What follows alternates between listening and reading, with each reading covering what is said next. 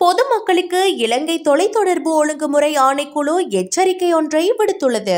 இதன்படி தொலைபேசி நிறுவனங்களின் பிரதிநிதிகளாக தங்களை அடையாளம் காட்டிக்கொண்டு பரிசுகளை வென்றுள்ளதாக கூறி மக்களை ஏமாற்றி பணம் பறிக்கும் மோசடி குறித்து எச்சரிக்கை விடுக்கப்பட்டுள்ளது.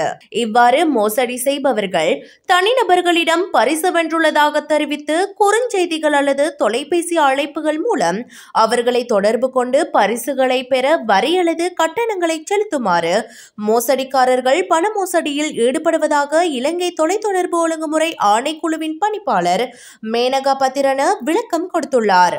இது குறித்து பொதுமக்கள் எச்சரிக்கையாக இருக்கவும், இதுபோன்ற மோசடிகளுக்கு உட்படாமல் இருக்கவும் இலங்கை தொலைத்தொடர்பு ஒழுங்குமுறை ஆணைக்குழு கேட்டுக்கொண்டுள்ளதோடு எந்த ஒரு பரிசு கோரிக்கைகளின் நம்பகத்தன்மையை சரிபார்க்கவும், தேவையற்ற செய்திகள் அல்லது அழைப்புகளின் அடிப்படையில் எந்த பணத்தையும் செலுத்த வேண்டாம் என்றும் அவர் மேலும் அறிவுறுத்தியுள்ளார்.